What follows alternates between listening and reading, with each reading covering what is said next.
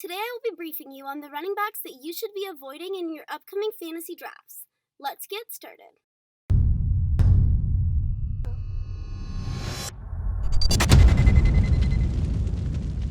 The first running back on the do not draft list is everybody's favorite regression candidate for this upcoming season, Aaron Jones.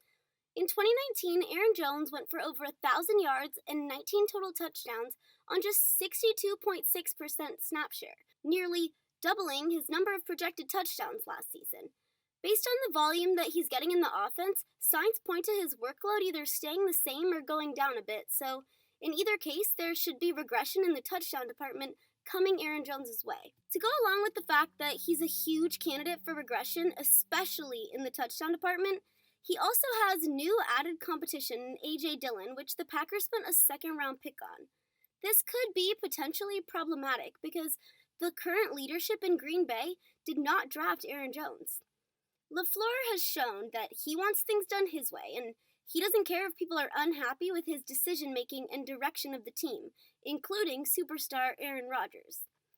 We already saw Aaron Jones needlessly limited last season and supplemented for Jamal Williams on way too many occasions, which just adds more and more to the risk associated with this pick. Aaron Jones should still have a good season, but at his end of first round, early second round ADP, that is too expensive for that much risk. Next up is Raheem Mostert. Let's start out with the good. Weeks 12 through 17, he was the RB7, just a beast RB1 that any fantasy team would have liked to have going through the fantasy playoffs. Through these weeks, he would score a total of 8 times, hitting the end zone each and every week. Then, in the NFC Conference Championship game against the Packers, Mostert played out of his mind. 220 yards and 4 touchdowns. Absolutely insane.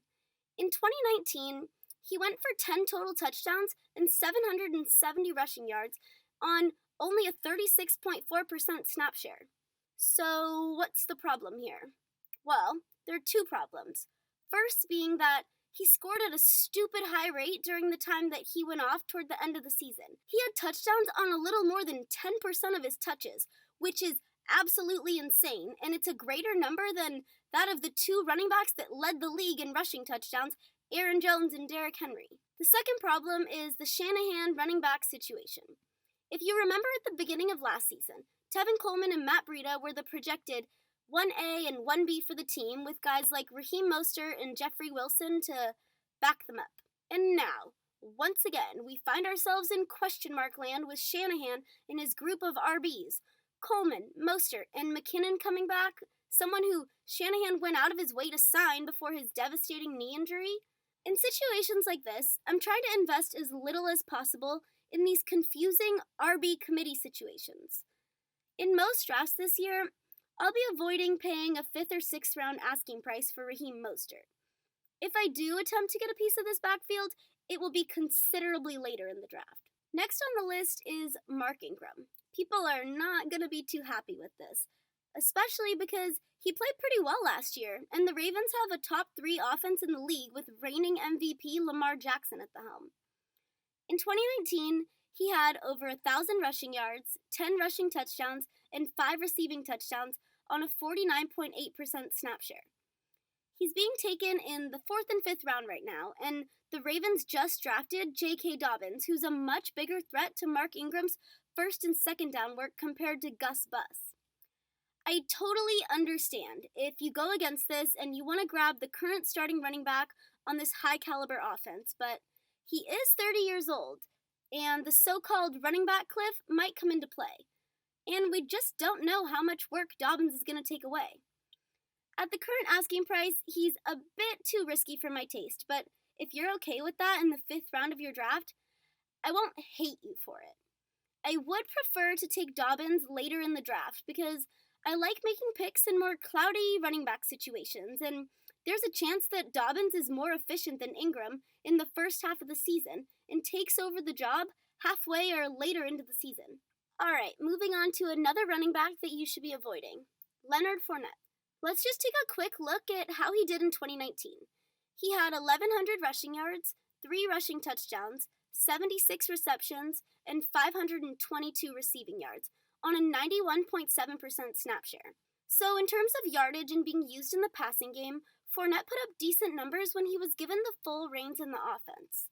And this was probably one of the only years that Fournette didn't utterly disappoint fantasy owners, as it was his first season staying healthy in the NFL. There's also an argument to be made that he got a bit unlucky in the touchdown department based on the volume that he got and his total yardage. But unfortunately, he's been the subject for trade talks this entire offseason.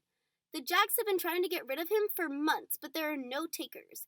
Nobody wants to pay for an injury-prone, inefficient running back with question marks surrounding his work ethic. It seems like Jacksonville just wants to move away from Leonard Fournette, and this might result in him not being used in the offense as much as he was last year. But there is a glimmer of hope for Fournette this upcoming season.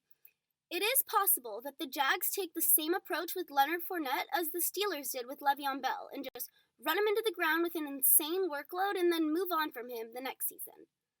To go along with that, last year was Fournette's first healthy season, and there was talk in the Jacksonville camp that Fournette had rededicated himself to his craft. And now that he's inevitably on his way out from Jacksonville, this could create further urgency for Fournette to prove himself. So there are a few positives, but there are too many question marks and factors going against Fournette to justify his current asking price going in the second and third round of fantasy drafts.